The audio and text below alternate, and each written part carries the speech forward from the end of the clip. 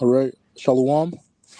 Before I begin this lesson, I'd like to give all praises, honor, and glory to Yahweh, Bahashem, Yahweh Shai, Bahashem, Ruach Kodash. I'd like to say double honors to my teachers, the apostles, bishops, and elders of Great Millstone, the men whom I've learned this truth from. And I'd also like to say Shalom and salutations to the elect that's out there preaching this word in truth and sincerity. I'm the brother Shaquat, and I'm one of the brothers from the branch of Great Millstone, Montreal. I'm back with another lesson. And this lesson that I'm going to be getting into today is going to be entitled A Natural Affection, right? And the inspiration of this video came from the brother Napasha's video entitled What is the Milk?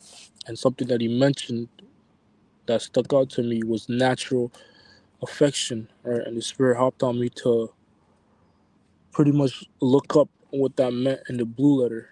And without further ado, um, I'm going to build up onto it or into it in the book of Second Timothy 3 and verse 1, right? And our word natural affection could be found also in Romans 1 and 31, right? Which is, matter of fact, I'm going to start with Second Timothy 3 and verse 1. And it says, This know also that in the last days perilous times shall come, right? And we are living in the last days, man.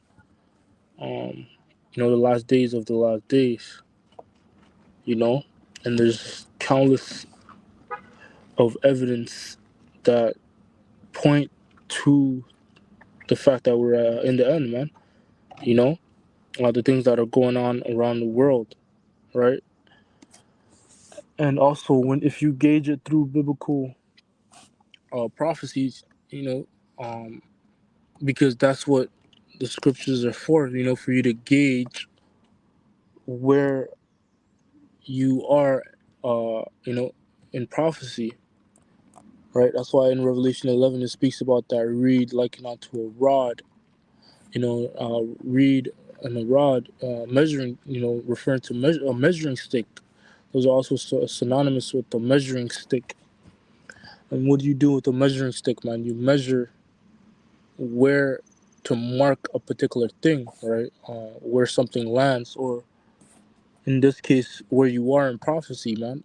Right? Just like when you're driving to another town or another city, there's markers and indicators letting you know, or giving you a gauge of how far or how close you are to that city and what are the nearby stops that you can stop at. But that's what prophecy is like, right? And that's how we know that we are in the end, right? Because, you know, the prophecies, or, most of the prophecies that we're seeing are soon to come, right? The MOTB. And once the mark of the beast comes, that's the end of the world, man. You know, along with World War III and the return of our Lord Yahweh Shai, man. These are prophecies that are literally at the door, you know? So that's how we indicate that we're at the end, and Jacob's trouble as well, of course. So I'm going to read that again. 2 Timothy 3 and 1. Just know also that in the last days perilous times shall come, right? In the last days perilous times shall come.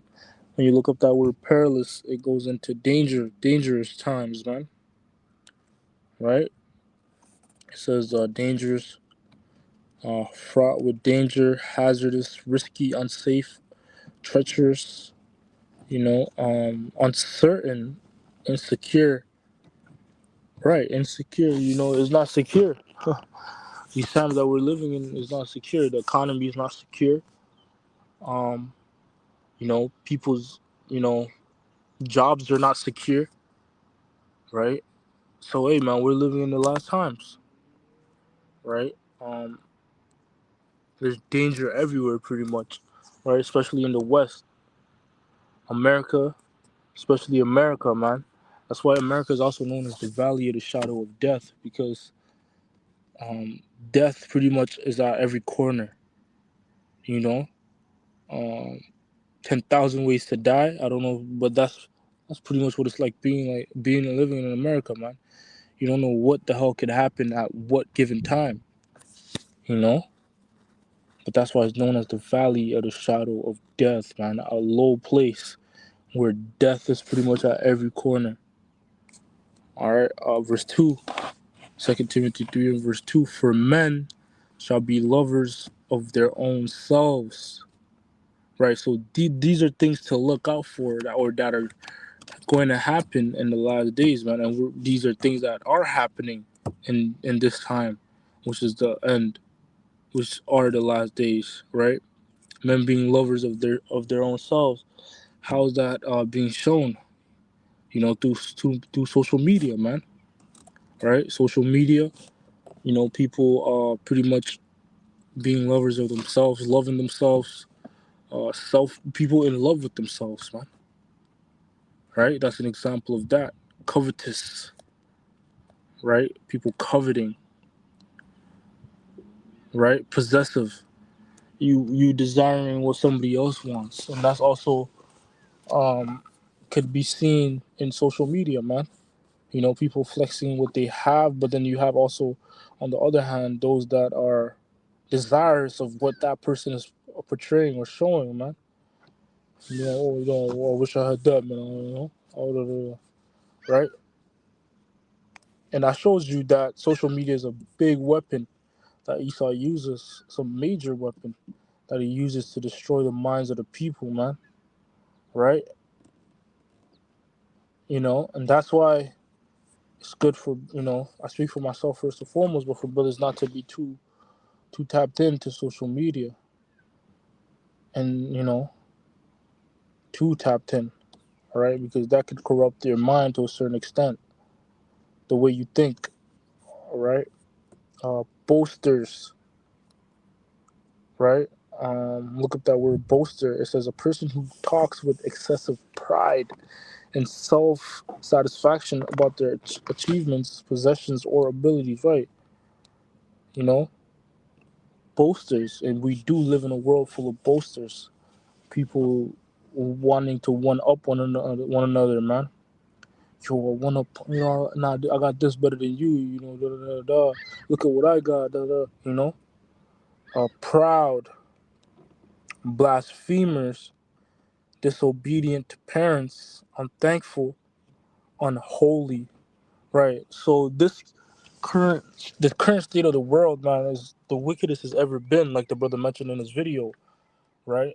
It's it has never been like this before, right? This is a new thing, and the scriptures speak about a new thing as well, right? But that's dealing with the woman compassing a man, which that's a new thing, right? So the current state of the world is at its worst state that it's ever been. It's never been this bad, and that's for a reason, because Esau, Edom, the so-called white man, he's in rulership, and he's in power, and he's allowed it to get to this, uh,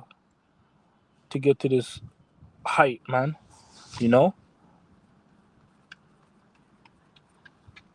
You know, he's allowed it to get to this height, man, because he has the power to be able to shut it down, to be able to run things the right way. But like the scriptures say, he is crooked. He's the crooked serpent. He's not right. His spirit is not upright within him. So he's not going to do right. Right? Verse 3, without natural affection, truce breakers, false accusers, incontinent. Right? Um, right. That word incontinent means lacking self restraint, uncontrolled, right? All your desires are uncontrolled, right? Desire to eat, desire to want a particular woman, which is lust, right? Those are all uncontrolled. Those fall under the category of um, lacking self restraint, right? And that's pretty much that's what's going on in this world now, man. you know.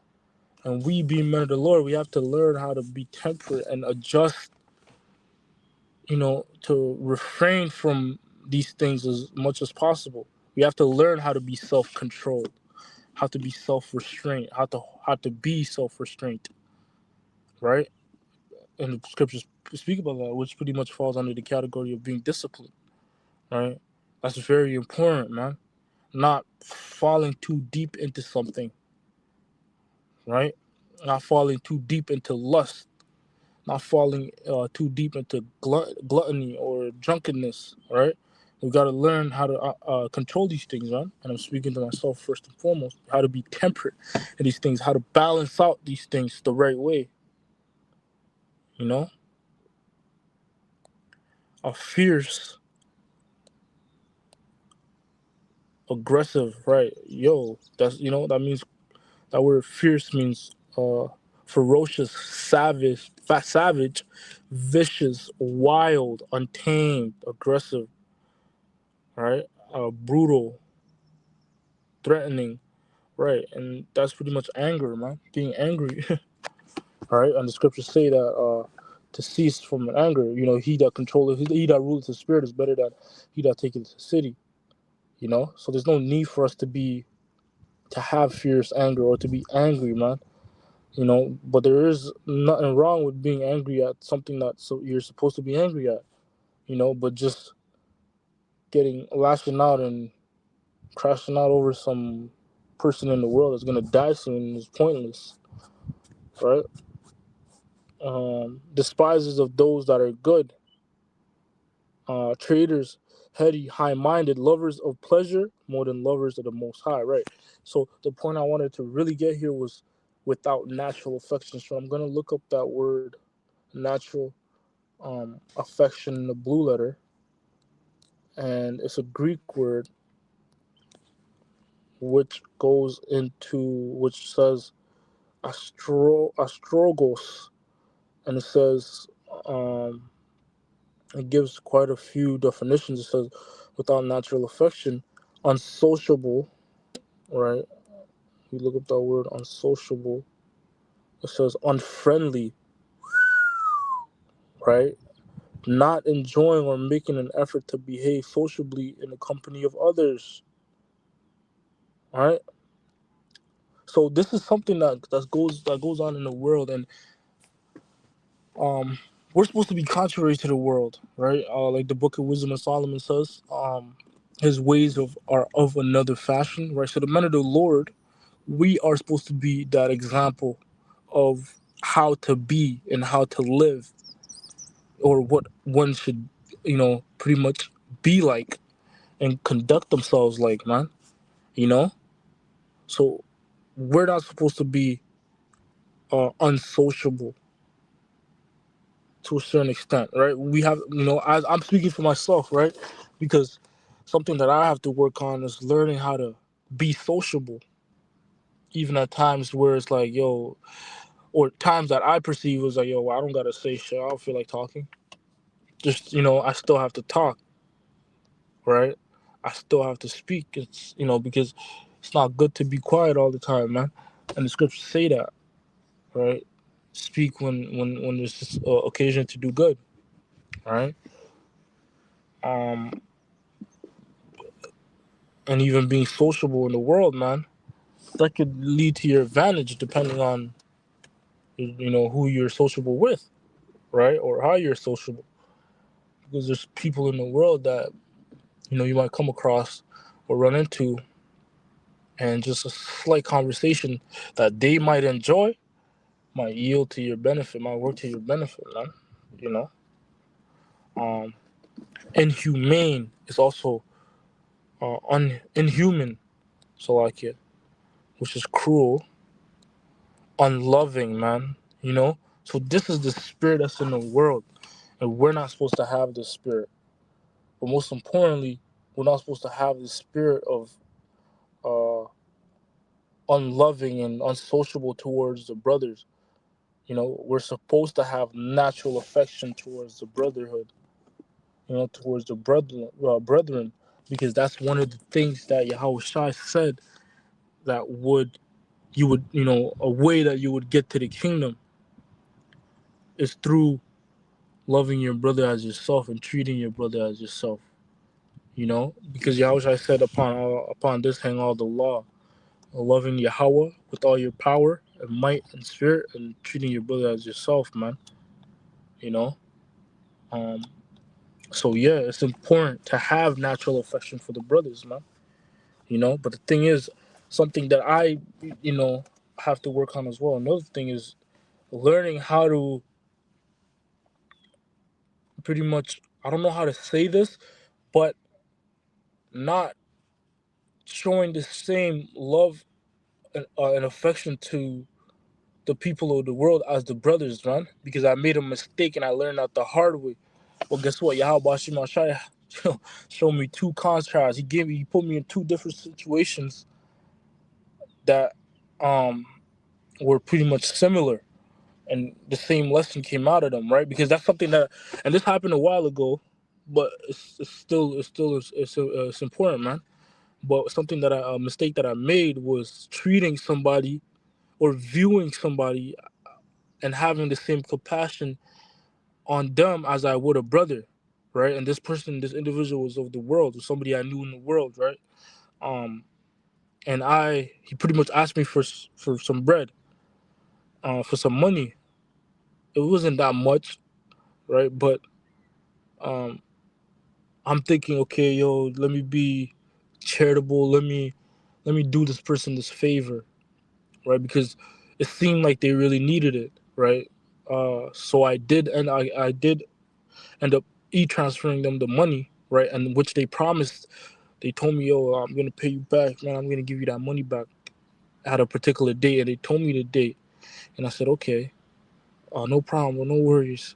I sent the person the money. Um, a few days went by, and I did not hear from that person, right? So I'm thinking, hold on, bro. I did you a favor. I'm trying to help you out, right? And it's not even really about the money. It's about how he did that, which rubbed me the wrong way, you know, right? Because you didn't have to say, yo, I'll pay you the money back, and just, you could have asked for it and be like, yo, I don't got it right now. Could you do me this favor? And the favor would have been done. I wouldn't have been expecting the money back. But guess what? The person said they were going to give me the money back at a particular time, at a particular date. That date ended up coming, and the person went MIA, and never heard from them ever since. All right? And I'm like, okay. That's when I realized I can't make I can't make the mistake of treating or viewing the people in the world with the same love and affection as I do to the brothers. I can't make that mistake. I can't do that. I have to learn how to differentiate that, yo, this person is in the world and they're wicked. They're not in the truth. They're wicked. They're in the world. So they're bound to cross me, right? But then on the flip side, the Lord ended up putting me in another situation where there was another person that I worked with that was a Nigerian, and he was older, up in age, right? He had a family and so on and so forth. But this individual was very sincere, and he was asking for money as well, man. He was asking for money for rent, and the way he did it, the style in which he did it, the style in which he asked, made me reconsider and be like, okay, I could lend him money knowing that he's gonna pay it back after that other situation, right? Because this person pulled me to the side. He said, yo, can I speak to you when you get the chance? I said, yeah, no problem.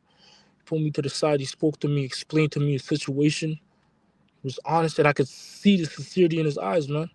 And I'm like, yo, and he asked me, yo, could you lend me this bread, this money, because I don't got it right now. I don't have, my paycheck is blah blah blah, but I promise you, I'm gonna pay it back. And if I can't pay it back by the day I tell you, I had interest. I had interest to it. Those were his exact words, man. He said I had interest to it. I'm like, no, man, no, man. I said, yo, I don't do that, man. And then I ended up sending him the bread, and guess what? He sent me the money the exact same day. which he promised he was going to send it, right? But another, the precept that came to my mind after that account or the scenario I was in was know to whom thou doest. If thou doest good, know to whom thou doest, man. You got to know to who you're doing good to, because if I kept my mind simple and been like, yo, fuck this guy, I can't trust nobody in the world, right? I can't fuck these people, man. And this guy's coming to me sincerely, and then I would have turned him down. It would have made me look like a just some fucking nigga in the world, like some guy to be hated, some guy that's not nice or kind or that didn't have uh, kindness, right? But that could have been because I was clouded by what happened before. But nah, man, through the spirit and power of Yahweh Shemashai, the Lord kept my mind clear, and I was thinking. I was reasonable enough to be like, yo, okay, this guy's coming more sincere than the other guy, and this guy is more genuine and is more likely to pay that money back, right? But yeah, that's Lord willing, this lesson was edifying. I'm gonna end it off there.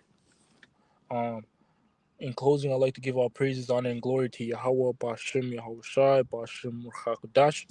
Once again, double honors to my teachers, the apostles, the bishops, and the elders of Great Millstone. Until next time, Shalom.